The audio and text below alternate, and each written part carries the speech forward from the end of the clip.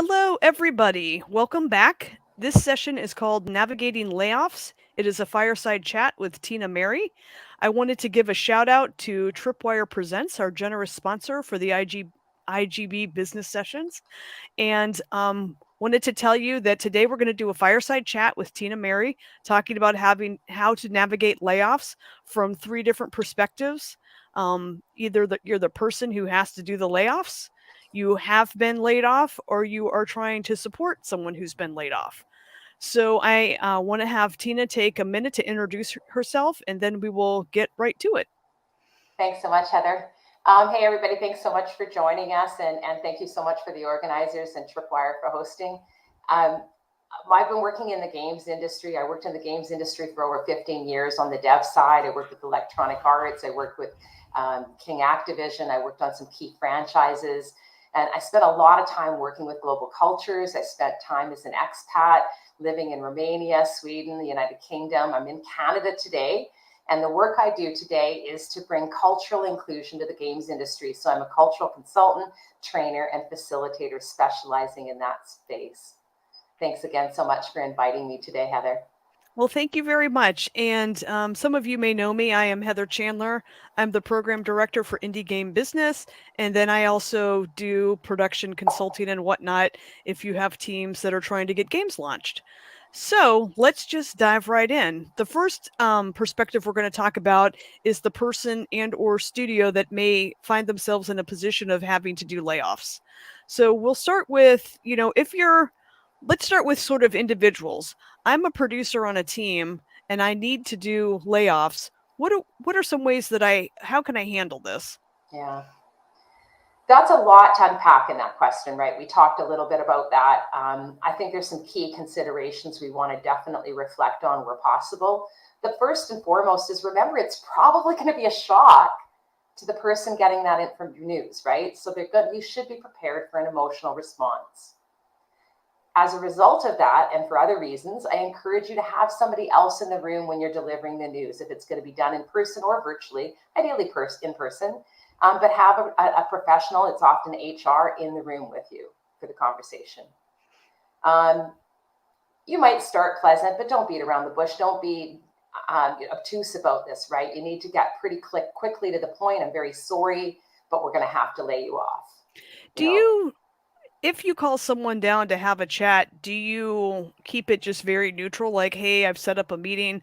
I've sort of seen, two schools of thoughts because I've been on both sides of the coin about that, where all of a sudden you get called down to HR and everyone's like, oh, you're in trouble. You're probably getting fired or laid off. So how do you even kind of broach that initial, we need to talk to you about something?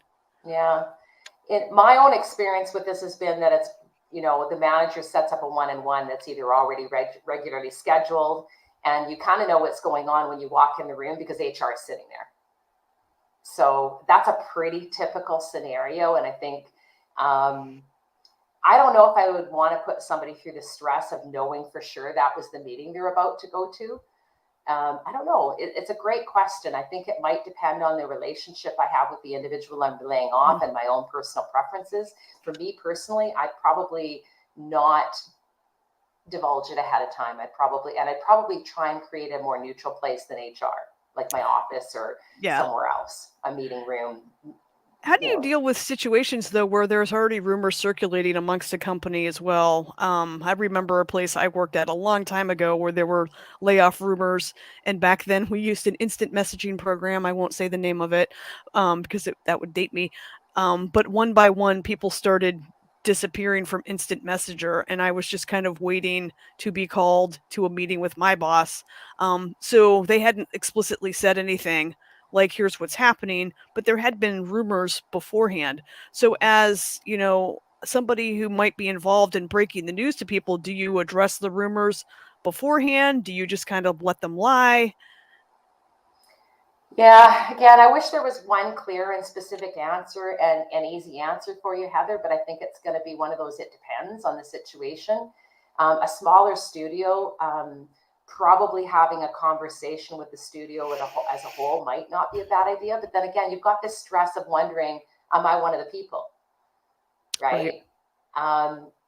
So I don't know that there's any good answer. I mean, it's a bad piece of information to get no matter what. I think addressing the rumors, though, that comment about addressing the rumors is pretty important, right? We want to probably as quickly as possible try and deal with that. So ideally, as an example, if a lot of people are being laid off, don't do them all as a group, do them individually, but do them all on the same day.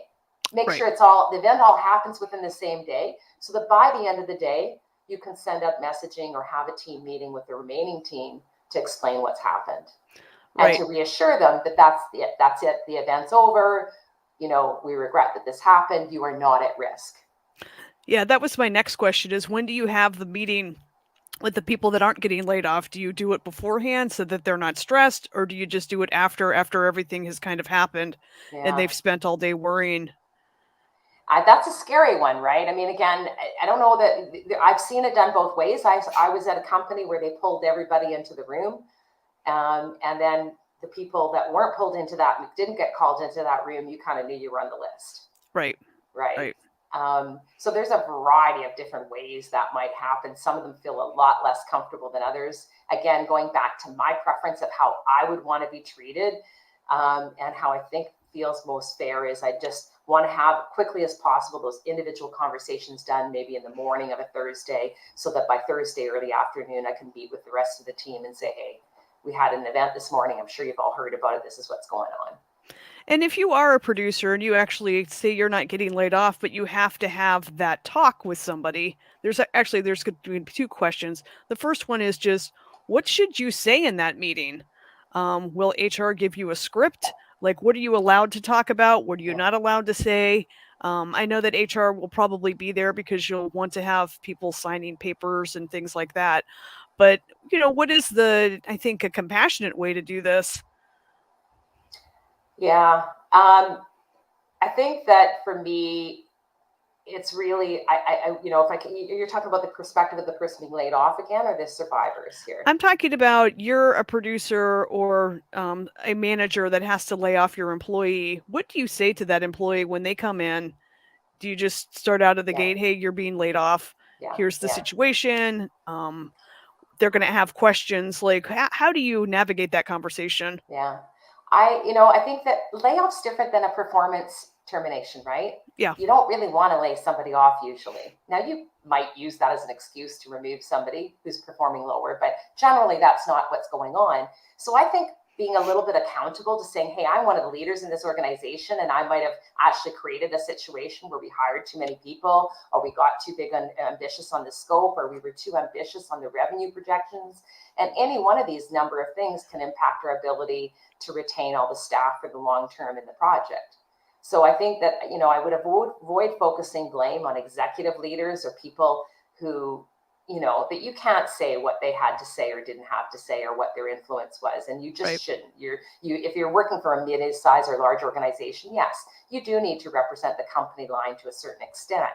But that doesn't hinder you from being personally representing accountability and saying, I genuinely have empathy. I feel really bad. I think I could have done a better job planning, and I regret that we're at this place. How Yeah. can I help you? Or these are the things I'm going to do to help you. So focusing on what you're going to do next is probably the biggest gift you can do to them. Help them see the opportunities in the future when they're ready to have that conversation. Let them know you're going to be giving them references, you're going to be giving them support, and you're going to help them find that next gig. Great. If you are a leader, do you have a say in who gets laid off? How does that all work? Yeah. Sometimes you have some say, you might have some influence. You might be asked to consider who on your team might be somebody that, and why. And so if they're looking at all the different dimensions of who we need to lay off and why, it could be relating to it. For example, if we know we need to cut a certain amount of dollars, we have to decide, should we cut 3 juniors or 1 senior? Right. That could be a very similar cost savings, right? So typically, in my experience in a larger organization like Electronic Arts, you only have a certain amount of influence, maybe at the most 50% of the influence of deciding who gets laid off.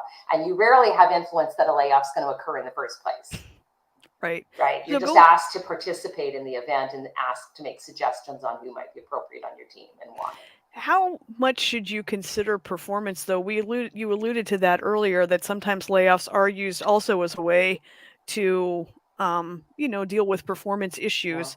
How does that factor into who determining who gets laid off? And I liked your example too of like the three juniors versus one senior. Are there some best practices or advice on when you're trying to assess and give feedback to management on what who you might suggest from the team Yeah. that follow that? Yeah, it's a great question. Personally, I would, as somebody who focuses on execution, I was on the production, the development director side. I was concerned about critical path. Can we build the game that we imagined at the quality level and in the time we promised? Right. So I need to start with critical path, but then for sure I'm going to start looking at things like performance and professional development considerations. Right. If there is somebody, and the other thing is succession planning. If I think about my own professional development and the development of the team, who has the most potential to grow and continue to contribute to the organization? Are there individuals on the team who might have kind of capped out a little bit? Doesn't mean they're not great contributors, but maybe they're not in the right place in the long run for them to continue to grow their careers, right?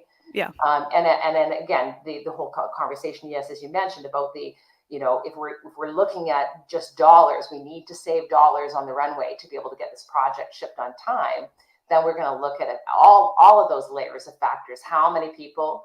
Should it be a few seniors, one junior? Should it be the lowest performer on the team? Well, maybe not, right? Yeah. In general, my best practice is try to avoid using layoffs as a performance management tool. It's kind of, to me, it's a little bit disingenuous. It's not Yeah. being very honest. I mean, when people need to have performance reviews, they should be getting that feedback regularly throughout the cycle instead of it being sprung on them as part of a surprise. Exactly. Let's talk a little bit about just smaller indie studios. So let's assume we don't have sort of like senior management at a larger company, but like it's your studio and you have a group of sort of 10 to 15 people, you know, how do you decide if you need to lay people off? Let's say you are working on a game and maybe you think your funding might be drying up for a variety of reasons. Like, how do you forecast, oh, at this point, I might need to lay people off? How do you decide? Yeah. Yeah. If it's a smaller studio and I'm starting to get worried about these things, I'm getting probably pretty tempted to talk to the team about it, or at least some key team members, if not the entire team, and share what's going on, right? I think transparency around critical path and challenging my own mind, my own thought processes around where we are in terms of the organization, the studio, the game, and so on. I need somebody else to bounce that off of to make sure I'm not making any erroneous assumptions. So I think strategizing with ideally the whole team or at least some team members to say, this is a risk. What can we do to mitigate that risk? Are there things we could do? And if we can't completely mitigate the risk, what's the contingency plan? What will we do when and why? Right. Will we do a layoff? Will we take a pay cut? When Will will that we occur? pause people and then bring them back, or stuff like that? Exactly. Yeah. Okay. And if it happens, if you do end up having to, that's eventuality happens, especially if you involve the whole team, I think they might appreciate the transparency you gave them, the honesty that you gave them. Now, of course, there's a risk, right? You're going to lose some good talent that are saying, "Oh, I see the writing on the wall. I'm out of here." Right. So there is a bit of a double-edged sword for that decision to do that.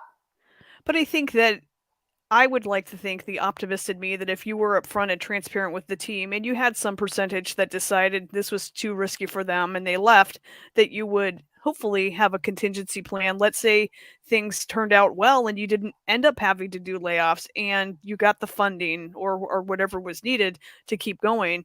That the team has built trust with you in that instance, and so they know that you are there to really take care of them and make sure that they make it through and that this game gets done. And I don't think there should be any hard feelings for the folks that decide, yeah, I mean, this is too risky for me. And if they go off and do something else, that's fine. I think ideally people should be able to leave on good terms in instances like that. Exactly. And you would presume under those circumstances that you might be leaving a decent brand behind. They gave me transparency. It wasn't, I need more security for my personal life. I'm the breadwinner. I'm this or that. But, hey, they're a great team and I trust them because they trusted me. Yeah, because I think I've heard a lot of horror stories about smaller studios where there wasn't that transparency, Yeah, and then all of a sudden, the team saw it as from out of nowhere, studio shut down. yeah, I came to work. There were, I mean, this has happened not to me personally, but the doors were locked with a yeah, chain and a padlock. My key cards were deactivated. There's no communication. There was nothing, and so of course you feel very bitter about that whole thing. yep, So. exactly. Um, so speaking of this, what are some ways that indie studios can set their studios up to reduce the chances of needing to lay people off? I mean, I Mhm. think ultimately that would sort of be a great first step is like, Yeah. how do we avoid this in the first place? Exactly. Mitigation is key. Um, the biggest one is a strong pre-production phase, and I know that's not a big favorite for people who are very creative and want to be very agile in their game dev approach. But if you're accountable for a studio and a P&L and a bottom line and salary, then you owe it to that team to have a strong pre-production and have a clear vision of what you're trying to build. That will be one of the first ways to protect your team against staffing and project technical risks as well. Next would be really crystal clear within that pre-production phase what matters most. If we have to cut a feature, or if we are running a little bit tight, or if we need to iterate more in one area versus another, what will we do? Again, have we got some leeway and flex in our plans to allow for adversity to occur? Because it will. We all know in game dev it does. The unexpected happens. And the third tip I would offer is consider leveraging external partnerships. I mean, this is really one of the best ways that you can mitigate the risks of staffing too high, because you can scale as you need to and descale as you know, right? You can leverage very, very specialized skill sets that you don't necessarily need to hire full time on your project. You can leverage global talent. The people that are working in this space know what they're doing. They're working all over the space with AAA, with the indie companies. They understand how to make this work. If you don't know, find a partner who's done it before. They'll help you figure it out. If you have any questions, I can help you with this as well. I'd be happy to provide a little bit of mentoring. But examples might be things like volume art props and assets that you need to do at volume and scale. It might be support for things like localization, audio, or quality assurance. Again, those are areas you might prefer to staff internally, but if you can't scale as effectively without the risk of layoffs, external partners are definitely a way forward. Yeah, and I think, concept art's a good one as well to consider. Exactly. And I think sometimes, you're like, can I afford outsourcing? I mean, that's a whole other conversation. I think you can find partners that will work within your budget. And in some cases, paying a little bit of a premium for an expert who can do a thing probably Exactly. much faster and at a higher quality, thus less iteration time. So they deliver more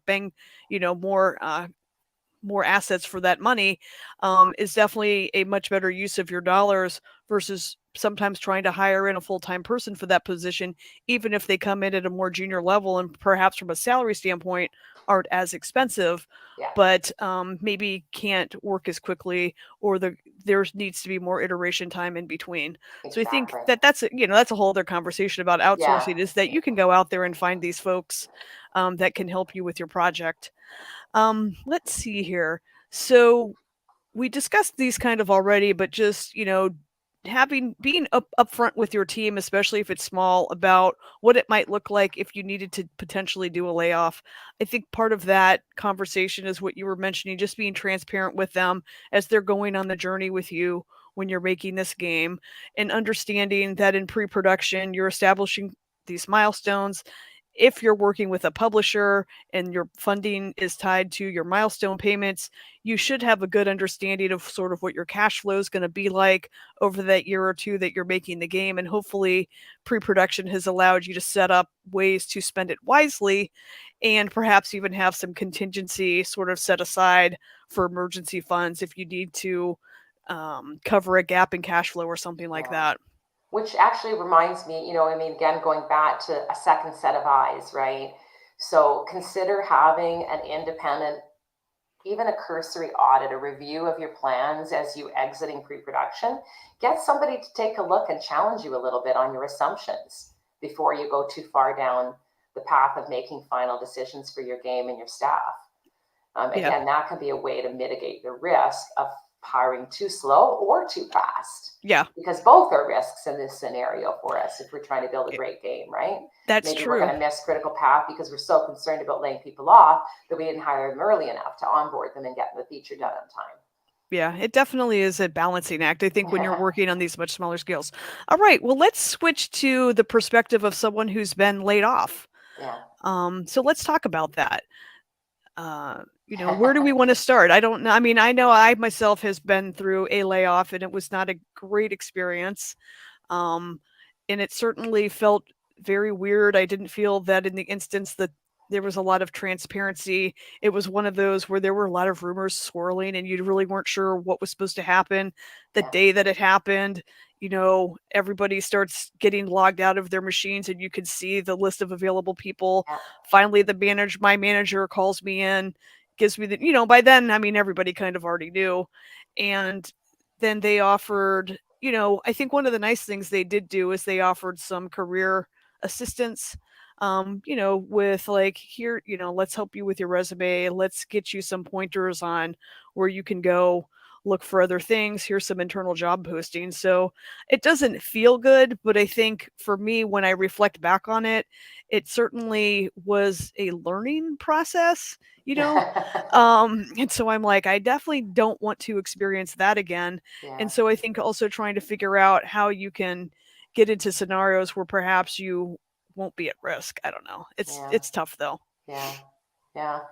Well, I'll share my story. I guess it's not a very fun one in some ways, but it's inspiring, I hope, for others because I've been laid off 3 times in my career, which feels like a lot. I mean, whether I felt prepared or not, it really, really hurt each time.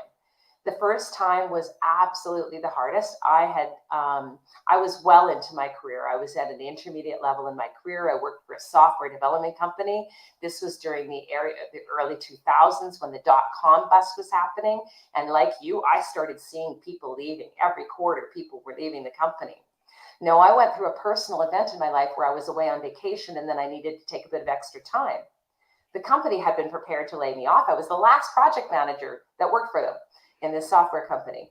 And they stalled until I came back, I was Oh, grateful that's for them. nice. But it also meant that the day I arrived back, I was walking into someone's office to get laid off, which was hard. Yeah. And again, breadwinner for a family of five, three young children and my husband. But what really happened there, that company did similar to yours. They provided me with a list of tech companies that were hiring in my city, which was Vancouver, British Columbia, Canada. And I got the job at EA. I never thought I would get into gaming, and I built a wonderful career in electronic arts. I spent 15 years learning and growing. In 2017, I worked my way out of a job. I got a little more senior working abroad. I came back. There wasn't really a home for me anymore in Vancouver in the company, so I got laid off again. Yeah. I started doing some consulting, and that really accelerated the work I do today, and it's so highly rewarding. So these layoffs have all resulted in pivots that have brought more joy and more learning and more to me in my life. So as difficult as they were, they helped me learn and grow. Yeah, I definitely can see that. And I think there's some instances where maybe I've been laid off the one time, but there's certainly been situations I've been in where I'm like, I'm thinking that something might come down the horizon, and so I would rather pivot now and find something different. And it does really challenge you to kind of push outside your comfort zone and go to different places that you may not have thought of before. Yeah, Um, so speaking of that, once, let's say, okay, you've been laid off, like how much time should you spend looking for your next job? yeah, And, you're trying to deal with the stress and anxiety already that you've been laid off. And so that really, I think, kind of has an impact on your ability to go out and feel good about like job interviewing. And how do you do that? And, what if it takes a year? Like, how do you manage all of that? yeah, yeah. One of my core values is balance, life balance. And I feel really strongly about putting the time and energy into the parts of our life that bring us energy and joy. We've got obligations, but we need to balance them, right?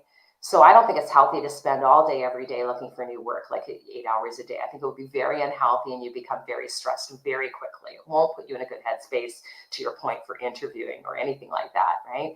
So I would treat yourself like a project plan. Build out a plan, think about how you're going to approach your search. Are you going to start with the 20 companies you're most interested in? Are you going to maybe make a list of all the people who you can have lunch with and network with? Are you going to tackle your CV today and find somebody to review it for you?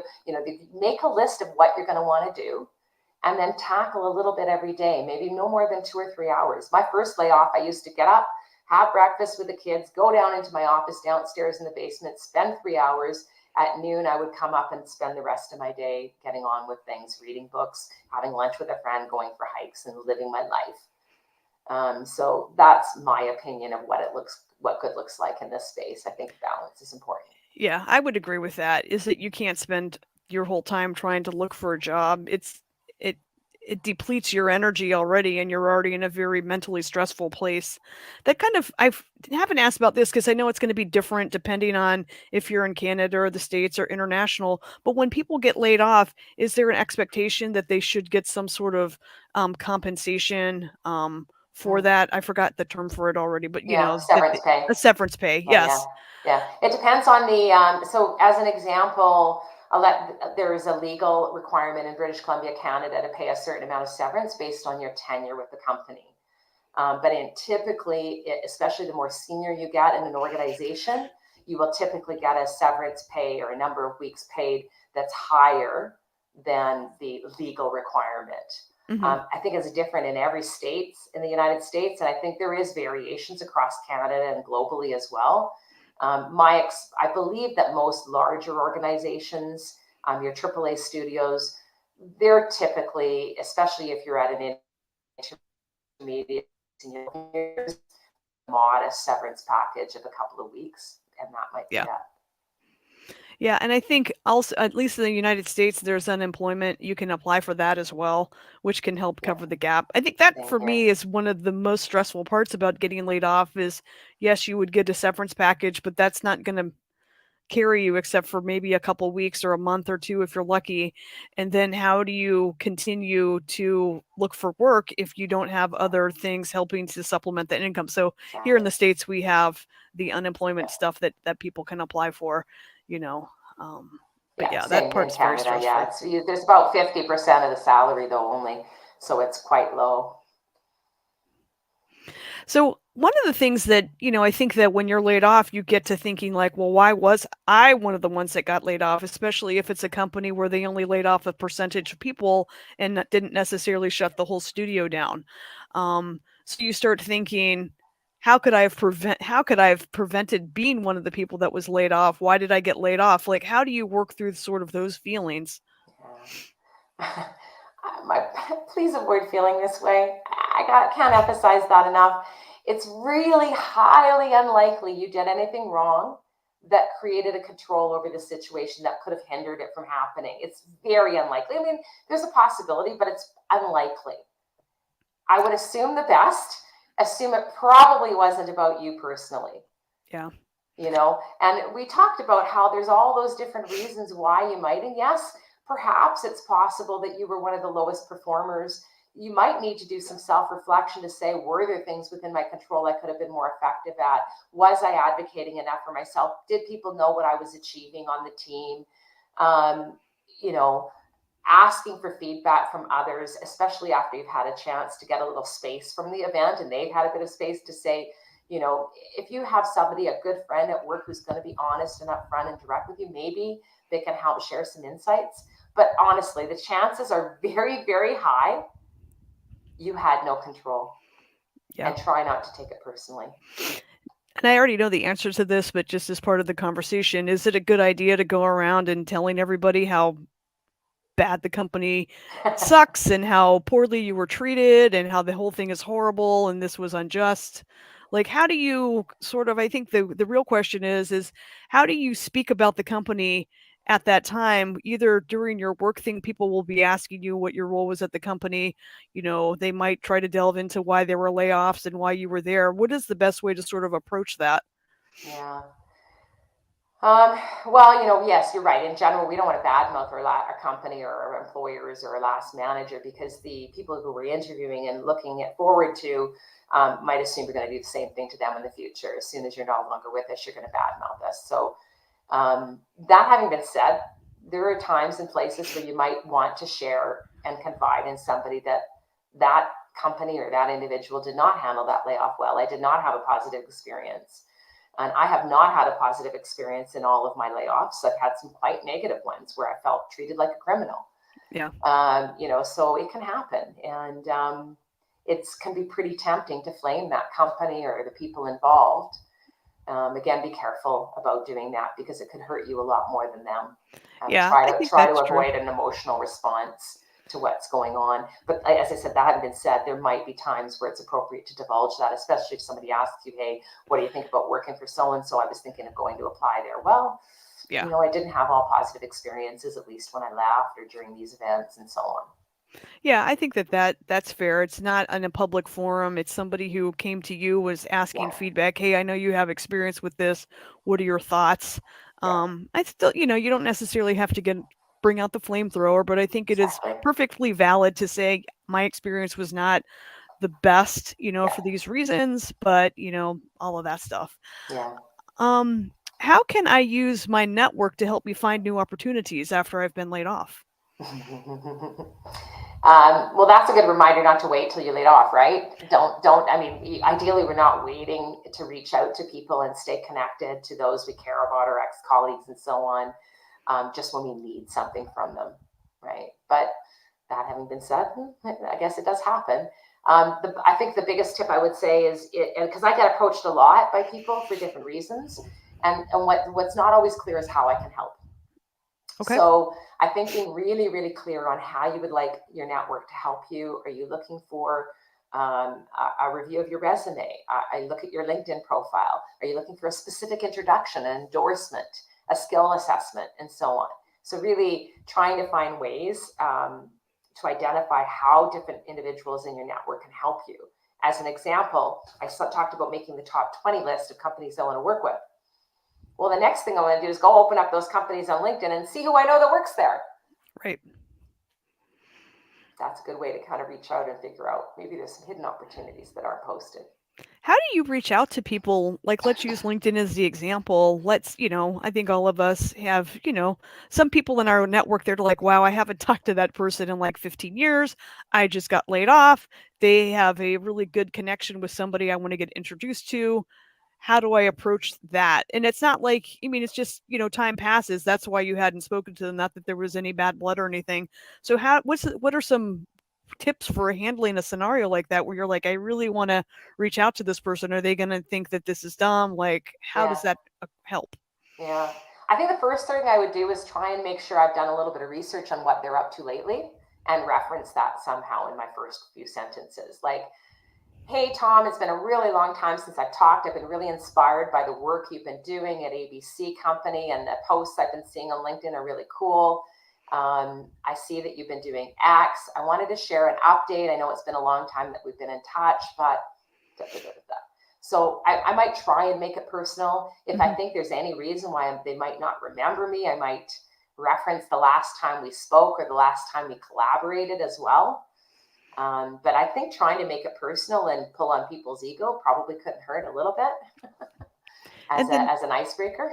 yeah, I'm like mentally writing down all the things you said. I'm like, oh yeah, that's a great template. How many times do you follow up with them? So you do one reach out. Yeah, Do you let's say like I really want to make a connection with this person. yeah. Do you have a recommended thing? Only reach out two more times, one more time, or just do the one time? And then if they don't reply back. So some people aren't very active on LinkedIn. Mm-hmm. But you might be able to tell if you can have an email address by looking at their contact information. So you could potentially follow up with an email, or if you know their email address. I would be tempted to not follow up more than twice. If I can see somebody's very, very active on LinkedIn and they've ignored my message, I might not even follow up once. Yeah. Right. If I can tell that they've clearly read my message, I can see they're really active, and for whatever reason they've chosen to ignore. But even then, it depends on how badly I want that intro or that connection to be remade. I might poke them one more time. Hey, I know you're probably busy. I just want to poke you again. I know it's been a long time since I spoke. I would really appreciate a chance to catch up with you for a few minutes and talk to you about what I'm whatever you need them for. Yeah. And I've actually had good luck on LinkedIn reaching out with people that I've Me had too. no connection with at all. Mhm. But I was intrigued by their profile, and I'm just very, again, it's that transparency, and I think being very authentic. I mean, that's a word that people use a lot, but it really does help on LinkedIn if you're like, "Hey, I really love the game that you're working on. I would love to just ask you a few questions about what it was like to work on it." So I think that's one of the advice pieces of advice I've heard is even when you're in job search mode, don't always approach somebody like, "Hey, I just got laid off. Can you introduce me to this person because I'm looking for a job?" But especially if you're reaching out to somebody cold, it's got to be, "Hey, I'm really interested in finding out more about what you do. I really like the game that you're doing Exactly. and the work that you've done. Would you have a few, would you have a few minutes of time to chat with me about it?" And just be very upfront with them about that. I mean, I think people really do appreciate that, and it's a nice way to kind of make connections, and I'm always very surprised at some of the people that take me up on it. There are people Exactly. that I reach out to that I'm like, "Oh, this person's not even gonna give me the time of day," Yeah. and then I'm like, "Wow," they replied almost immediately back, "Yeah, Heather, Yeah. I would love to chat for a few minutes," and Yeah. so you can't be too timid about it either. I I mean, I agree. think, it can make a big difference, and then other people that you're like, "Oh, for sure, I'll definitely hear back from them," you might not hear anything back. Exactly. And I've had, I get those reach outs a fair bit, and I virtually always will say yes. If it's somebody interested in an area that I'm interested in talking about, or I think I can help them with, why not? I'm a big firm believer in pay it forward and help each other, Yep. right? So why not? I think Yeah. that's a great idea. Asking for an information interview when you don't know the individual is a great way to kind of get the ball rolling on a new relationship. How do you ask for, so this is a more sort of specific ask, the LinkedIn recommendations. Yeah, yeah. I want to get a LinkedIn recommendation from you because you were my peer or my manager. What is the most effective way to do that? Yeah.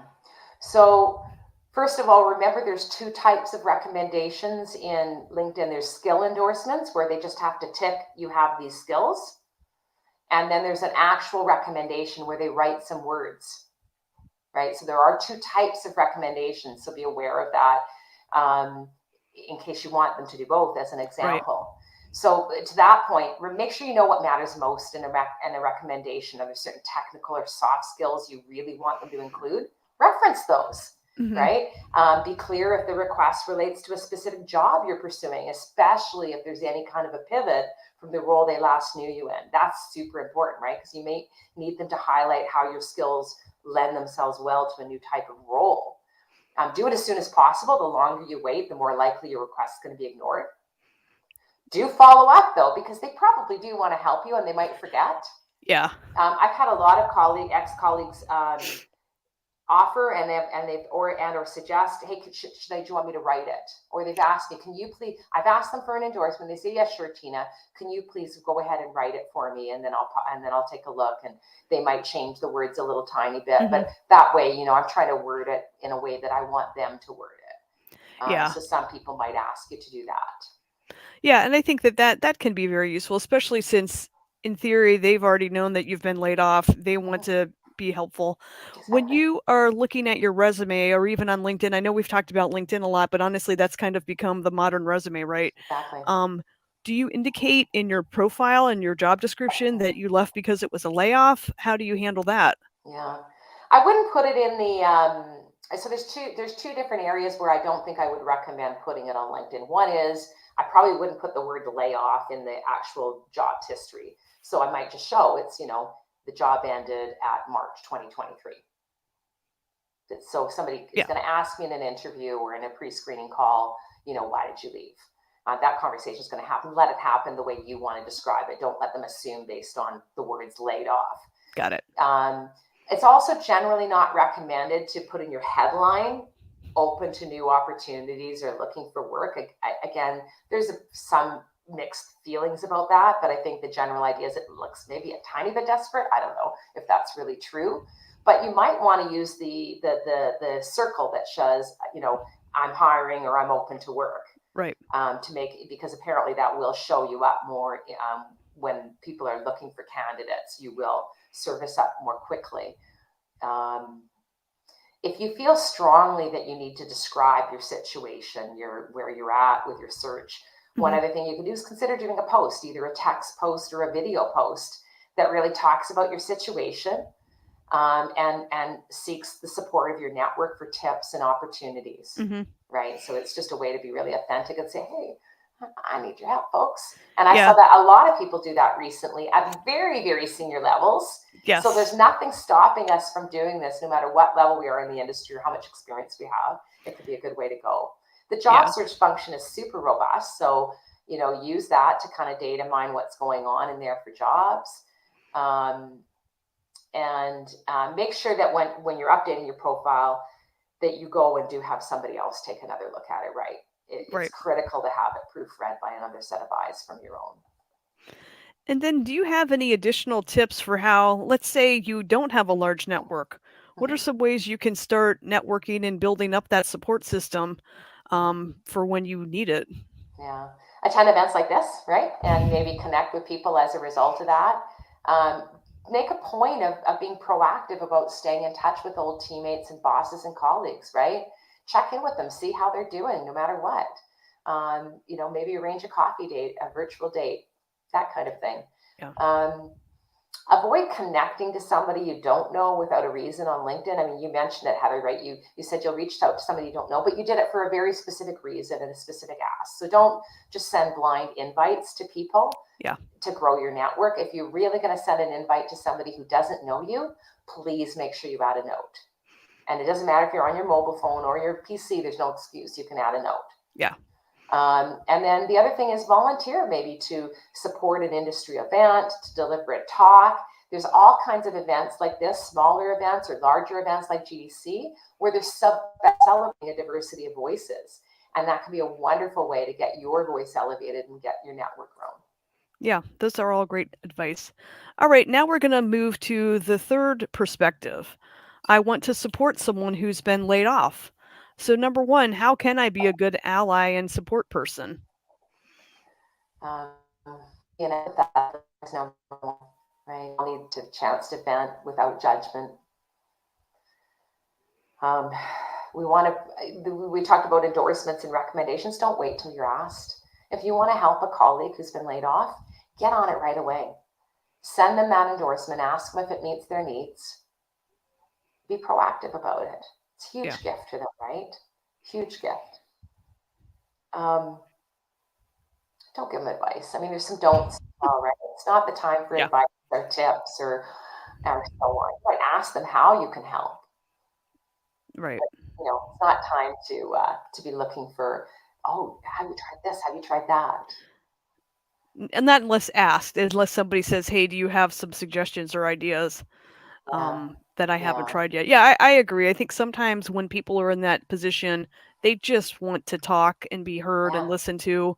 They already know exactly, the things they should be doing and trying, and exactly, perhaps they've been spending all day doing those things, so they don't need you to remind them, right? exactly.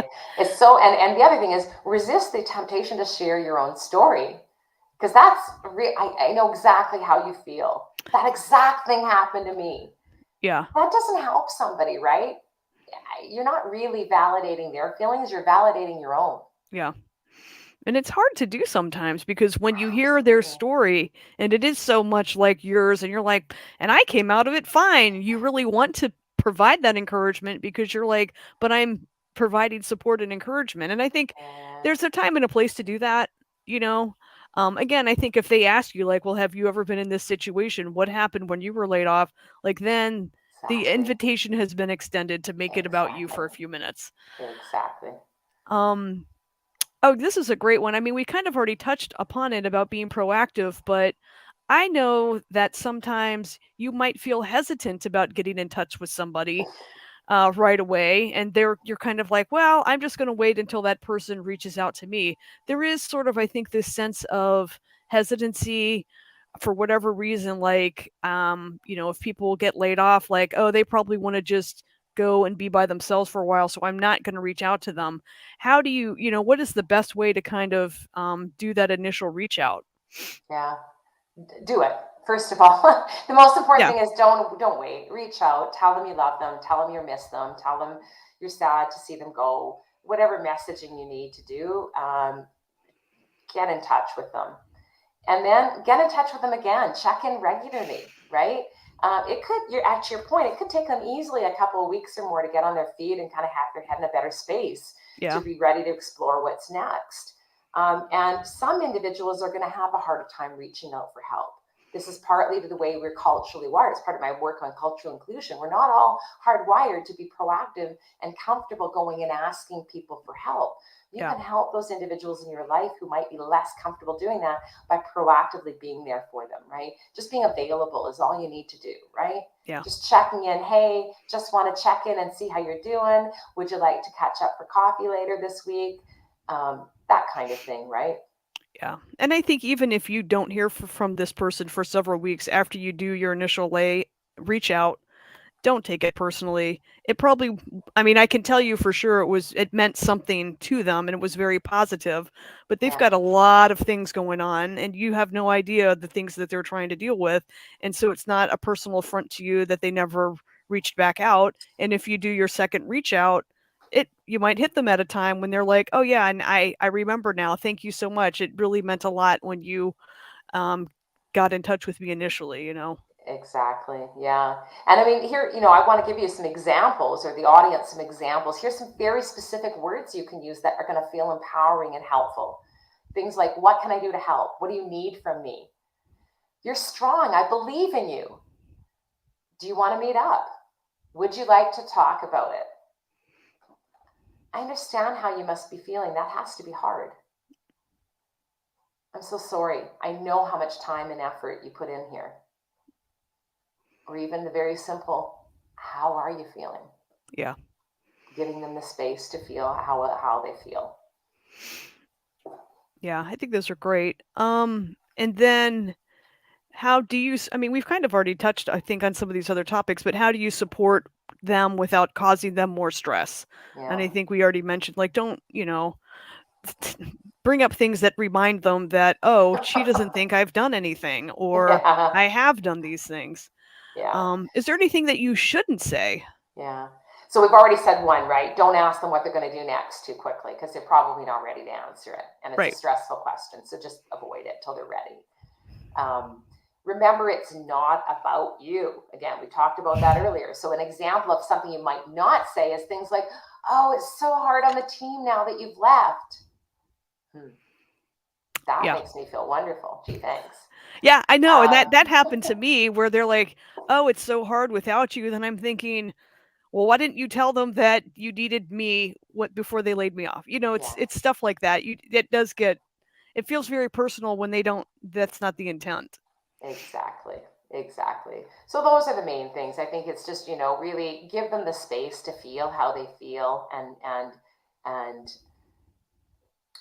try to avoid in every way possible making it about yourself. Yeah. All right. Well, we're going to move on to question and answer. Is there any other sort of last thoughts, Tina, that you would like to convey before we move on to question and answer that we didn't cover or anything that I might have skipped over by accident? Um, for anyone who's personally dealing with this topic in the audience, I want to tell you I'm here for you. And if there's something we didn't cover in this conversation today and you think I can help, send me a question, reach out on LinkedIn, and I would be honored to support you in any way you can. It's not easy going through this from whatever side of the fence we're on. Layoffs are challenging. It hurts us to our core, right? And so I do want to help. If I can help, please let me know. Yeah, that's wonderful. You can find her on LinkedIn. I think it's Tina Mary, right, is your LinkedIn Yes, ID. that's All correct. right. Thank you. Alrighty, well, let's go back to some questions. All right. Oh, wow, we've got quite a few here. I'm going to read these. Let me see here. Okay, got a question from Discord. After a company shut down, I was laid off. They assured me of providing excellent references. Oh, but they ghosted me. As a result, my job search has been a nightmare since my CV reflects my year of employment with no concrete accomplishments to showcase. Do you have any suggestions, Tina, on how to deal with something like that? Yeah, I mean, You might not be able to have the principals of the company available to you or your manager, but can you find a peer that you're still connected with who can speak to your work there? If there's even one single person that worked in that organization that could provide a reference, that would help enormously. Also reflect on whether you had any external partnerships, and whether any of those external partners can speak to the work that you did. I don't know, again, if that would be applicable. That's a really tough one though, right?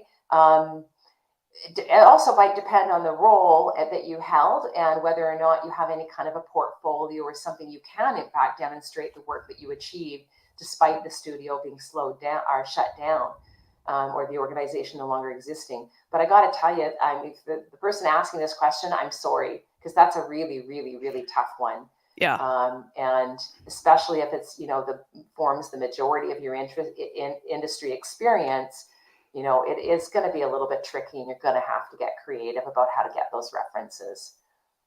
Yeah. All right. Here's a question from the Genesee. This is referring back to earlier in our conversation where have been laid off in both perspectives, knowing that it was happening, and then also the surprise one. Have you had different or more extreme reactions based on those facts? Like, is one likely to elicit a more extreme reaction? I think for myself, if I think of the 3 times that I've been laid off, I was pretty much expecting it the first time. And it was stressful because I was the breadwinner and all that, but it felt okay. I mean, I didn't take it personally. Second time, I got to admit, I took it a little more personally. I've been with the company 15 years. It was hard to take. It was like, it felt a lot like, what have you done for me lately? Yeah. But I also kind of knew it was coming. The third time, I didn't know it was coming. And it was the most stressful. I had the worst reaction. I probably didn't handle myself as well as I could have in terms of composure. I might have burned a bridge or two as a result. Yeah. Yeah. So. Yeah. I mean, I think Heather? How about you? When it happened to me, I actually had relocated to, that's the worst part, right? Is you relocate, you uproot your life, you go move to a city, didn't know anybody, and I was like, this is great. And then within months of being there, rumors started to circulate there were going to be layoffs, and it was super, super stressful. Yeah. But on the other hand, I was like, well, if this is going to happen, I probably ought to start looking for something. So I kind of started putting feelers out, hoping that they were just rumors, right? But I was pretty angry actually the day that it actually happened, because I had relocated. I hadn't been there that long. Yeah. Rumors had been circulating that hadn't been addressed. And yeah, if it had been a complete surprise, it probably actually might have been a little bit easier. I still would have been angry, but I wouldn't have had all that mental stress leading up to that, yeah. To begin with. Yeah. I just don't think there's a good way to do it. All right. Here's the next one.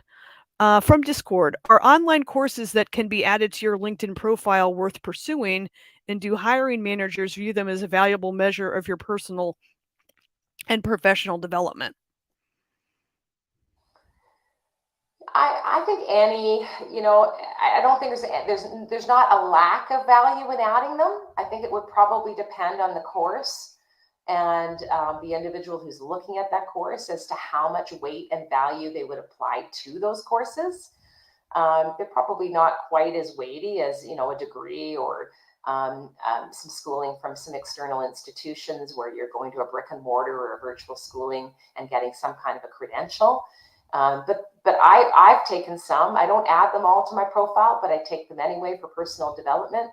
And I think that absolutely hiring managers and talent acquisition would not discount them as this is an individual who's continuing to focus on developing their skills. Would they use it as a way to prove you have a certain skill set? Probably not.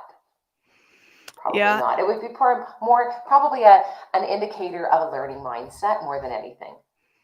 Yeah, and I think the other interesting thing about LinkedIn is, just like with any other sort of social media platform, it uses analytics and whatnot. And I think I have heard that if the more complete your profile is, the better it looks in their system, and they're more likely to serve it up when people are doing searches. So if they have a section for you to put online courses or volunteer things or other extracurriculars you've done that are related to your career, that really makes your profile quite robust. Mhm. So I would definitely encourage you as well to kind of learn how to beef up your LinkedIn profile to make it really kind of pop, um, from the other folks. And I mean, there's some really low hanging fruits like your banner image. You can do a banner image. Exactly. Think about what your headline is. I think they do change the algorithm here and there on what they search for, but they look at that headline. So, you put your keywords in that headline in some manner that helps. The other thing is that you can put web links in your job description. So, for example, on my profile, I like to include links to game trailers for some of the games that I've worked on Yeah. because it just looks really nice. And if people are like, oh, I've not heard of this game, or oh, yeah, I remember this game, it's just a really nice way to do that. Or if you do blog posts, you can either do a LinkedIn post that kind of can help boost your profile. And I think that's kind of good for building up your network, getting some visibility because LinkedIn really is a great ecosystem, I think, for making connections and looking for Agreed. new employment. Yeah, and actually, I wanted to point out too to that there are actually LinkedIn courses that help you take advantage of LinkedIn. So, for example, to teach you how to set your featured content and teach you how to write an effective headline, and Yeah. so there's some really great content available in ways, as you said, to leverage what LinkedIn has to offer, and you raised some excellent points. I also, oh, go ahead. Yeah, I've got. Well, you want to finish that thought, or No, it's we'll go? okay. Okay, here's. Okay, so this is from Discord. With the pressure of finding a new job after my layoff weighing heavily on me, I have been indiscriminately applying to numerous job openings, which I can totally understand. Should I reconsider my approach and focus on specific companies instead of bombarding recruiters with my resume? Yeah. Don't ever send the same recruiter your resume more than once. But if you're working with a large organization, you might send multiple resumes to different hiring managers or parts of the org because they're not necessarily talking to each other. And Electronic Arts is a great case in point.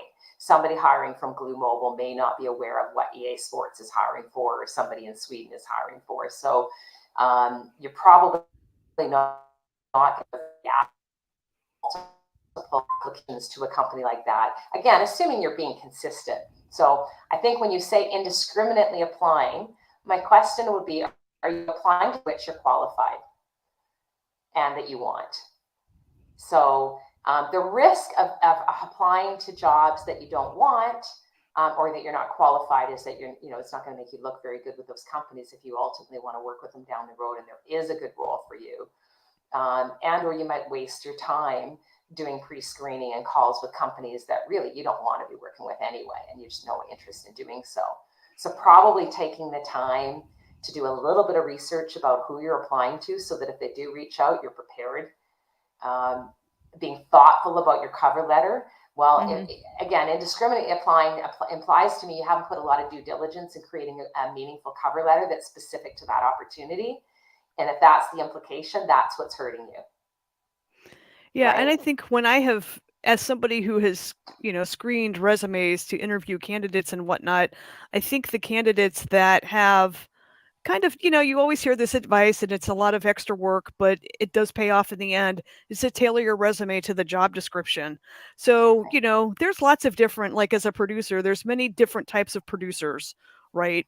And, you could sort of have your general, here's my general producer resume. But if you're applying for something where they're calling it a technical producer or creative producer, it is a nice touch to kind of customize the resume for that to bring out some of the more technical things that you've done or creative things that you've done that kind of align honestly with what they have in the job description, and then provide sort of an example or a metric to add value to that. Because really the resume is about, is this person going to call me for the next phase in the process? Yeah. So the resume doesn't have to be like this whole big thick book, pages and pages. It just has to have enough information for them to be like, yes, this person is worth talking to because they have the background and experience that I can see would work in this role.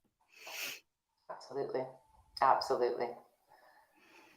All right. I think that is it. That is all the questions we have now. Thank you so much, Tina, for your time today. I you. really appreciate it.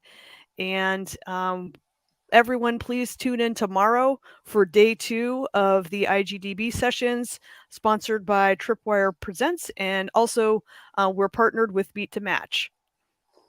Thanks, everybody. Thank you. Glad you Bye-bye. could join us. Bye.